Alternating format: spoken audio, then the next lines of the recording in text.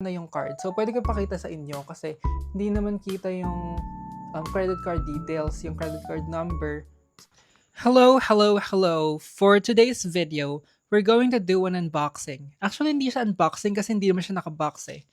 Naka-envelope siya, pero let's say unboxing. So, yun nga. I-unbox natin yung bago kong credit card. Galing siya sa BPI. Ito yung BPI Amore Cashback Credit Card. Hindi ko alam kung Amore or Amore, pero yun nga yung tawag sa kanya. And the reason why I got this credit card is recently nag-start kami ng sari-sari store. Maliit lang siya pero naisip ko na mas maganda if meron akong ganitong credit card kasi yung main feature nitong credit card na 'to is meron kang 4% discount pagka ginamit mo yung card sa mga grocery stores like sa Walter Mart, sa SM Grocery, sa supermarket, and also sa Pure Gold. And kami, since sari-sari store nga is namimili kami sa Pure Gold. And recently ko lang na-discover na super ganda palang mamili kasi pagka may binili kang isang item, pwedeng may libreng ganito, or pag bumili ka ng 10 mga chichirya, may libreng isa, ganon. So, na-realize ko na maganda palang mag-grocery sa Pure Gold. So, moving forward, sa Pure Gold na ka mamimili kasi mas sulit nga, di ba? And naka-earn ka pa ng points, and marami pang promo, especially daw pagka every one ng buwan. Going back dun sa credit card, yun nga meron siyang 4% discount pagka ginamit mo sa grocery stores. Pero aside from that, meron din siyang discounts or may cashback ka din pagka ginamit mo sa ibang merchants. Meron ka ring cashback pagka ginamit mo siya, meron ka ring 1% na cashback pagka ginamit mo siya sa groceries and utilities. Hindi, mali. Hindi groceries, drugstores. Meron ka ring 1% na cashback pagka ginamit mo siya um, sa drugstores and sa utilities. Meron namang 0.3% cashback pag ginamit mo siya sa iba pang merchants, local merchants. So, ito na nga yung card. Actually, na-deliver siya a few days ago pa, pero hindi ko siya mabuksan-buksan kasi gusto ko nga i-unboxing para mapakita ko sa inyo kung ano itsura ng card, and wala lang, masaya kasi mag-unbox, di ba? Yung courier pala nitong BPI is LBC. Kahit yung dati LBC din yung card. Actually, meron na akong isang card sa BPI. Yun yung first card ko talaga. Yung BPI Rewards na classic, yung kulay blue. Sa BPI nga pala, shared limit siya. So, yung lahat ng credit cards mo, nagsishare lang siya ng isang limit. And yung sa akin nga, mababa. So, gagamitin ko na lang siya for groceries. Di ba meron na akong existing? So, anong nangyari? Link card lang siya. So, nilink lang dun sa account ko.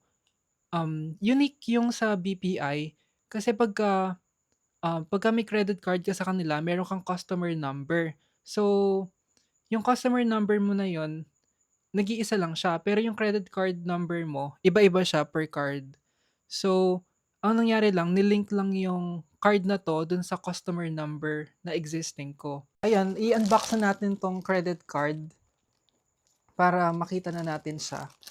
And yeah, maganda talaga tong card na to sa mga adulting na katulad ko, mga palaging bumibili ng groceries. So kahit wala kang sari-sari store or hindi ka nagbi-business, maganda rin to kasi 4% nga yung discount niya sa mga grocery stores.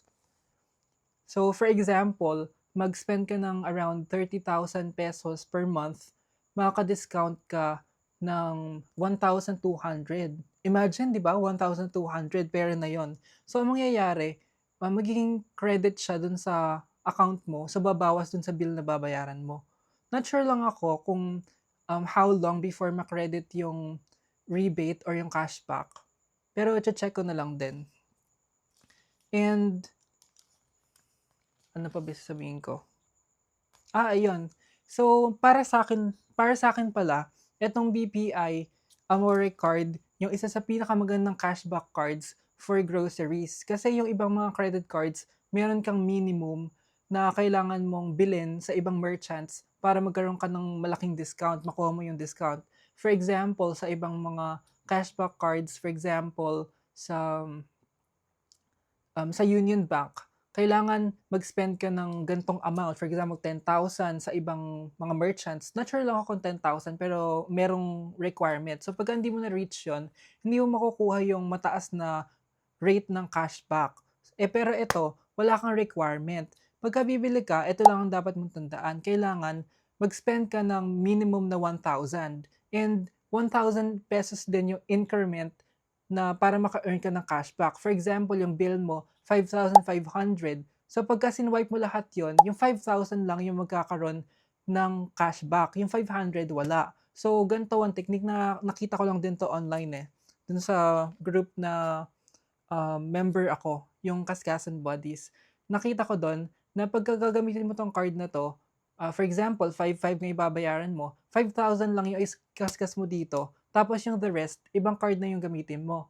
For example, GoTyme or other cards na meron cashback. Sa GoTyme kasi meron ding cashback or merong points, naka-earn siya ng points, naka-earn ng Go Rewards. So, mas maganda siya kaysa ilagay mo dito lahat. Eto pala, yung meron siyang maximum na discount or na cashback per year. Yung maximum niya is 15,000 pesos per year. Wala naman siyang limit or cap per month. Yung year lang yung meron, 15,000. So, kung hindi ka naman naabot ng 30,000, ang gawin mo, 30,000 per month. So, makukuha mo siya, halos 15,000 na rin yon. Or 15,000 na, not sure lang. Pero, if mas malaki do'n yung grocery mo per month, pwede naman. For example, ubusin mo na siya agad, mag-grocery ka agad ng 50,000 hanggang maubos yung 15,000 na yun, 50,000 every month. And ang pwede mong gawin is kumuha ka pa ng iba pang credit cards na may cashback. Actually, yun yung plan ko. So, gagamitin ko muna yung cashback neto. After ko siya maubos, if maubos ko siya, kukuha pa ako ng ibang credit card. Actually, meron pa akong tinitignan ng isang card, which is yung East-West na for pure gold, yung pang-aling ring or something. Actually, mas mataas yung cashback nito. So, for example, sa 30,000, 1,2 nga yung cashback kasi 4%, di ba? Pero pagka yung sa isa na yun, yung sa East-West, maka-earn ka ng 1 point for every 30 spend. Yung 1 point na yun equals 1 peso. And kung sa 30,000, 1,000 lang siya. So, pero maganda na rin kung alam mo, naubos ko na to. So, pwedeng gano'n na lang yung gamitin. O, ayan, ito na yung card ko. Tamo, hindi pa nga nagbago. Di ba nagpa-increase ka akong limit? Ang nakalagay pa dito na limit is yung old limit ko pa. Hindi pa siya nag-update. So, same lang siya kasi link card nga lang. And yung annual fee pala nito is around 2,100. And before, nung gusto ko mag-apply nito kasi for groceries, for personal use, sabi hindi daw siya na-waive yung annual fee. Pero nung tumawag ako, nung nagpa-link card nga ako nito, sabi pwede naman daw magpa-waive ng annual fee. Siguro basta ma-meet mo lang yung requirement. And yun nga, yan, ito na yung card. So, pwede ko pakita sa inyo kasi hindi naman kita yung credit card details, yung credit card number. So, yun ang tatandaan nyo pagka gumagamit kayo ng credit card. Dapat hindi nyo papakita yung credit card number, yung valid through, and yung CVV or CVC. Pag ganyan, pwede nyo ipakita. So, ayan. Yan, tignan nyo. Kahit anong tingin nyo, yan, hindi siya magagamit for fraud transactions. And ito pa yung tip ko sa inyo. Pagka may bagong dating kayo na debit card or credit card, always remember na lagyan nyo siya ng CVV or CVC stickers. And if you want, lalagay ko rin yung link down below. Ako kasi bumibili ko sa Shopee and super convenient kasi hindi ko na kailangan lumabas. And mahirap din kasing humanap ng ganun. So, ayun yung card, or cashback. Recently, or a few days ago, actually nag-grocery na kami. Pero, balak namin, baka mag-grocery kami in a few weeks. And sabi kasi dun sa may aling puring, meron daw promo every first of the month. So talagang pupunta kami ng August 1 para ma-check namin kung ano mga promos. Kasi recently daw, nung July 1 lang, may promo daw na 20% discount pagka sa mga sabon. So for example, bumili ka ng 100,000 na sabon, magkakaroon ka ng 20% discount. So parang around 20,000 or something. Parang ganon. And yung pera na yon is papasok dun sa P-Wallet. Yun yung wallet ng Pure Gold. So yun. Eto nga. Ayan na yung unboxing natin. So, I think yun lang naman yung share ko about this credit card. Ito pala yung nakalimutan ko regarding activation. Nakalagay pala dito, eto, bago kasi ito eh. And kakikita ko lang sa kanya. Ayan. Nakalagay dito, scan this QR code to start card activation real time. Or pwede ka rin mag-send ng text message. Pero ito yung bago. Kasi nung naalala ko, nung inactivate ko yung first card ko from BPI, yung classic, nag-send lang ako ng text message dun sa number. And after a few days pa, bago na-activate yung card, pero dito real time na daw. Which is similar dun sa ibang credit cards ko. Kasi recently, nag-activate din ako ng BDO credit card ko. Yung nag-upgrade din kasi ako dun. So, yun, real time din siya. And ito real time din. So, improving na si BPI.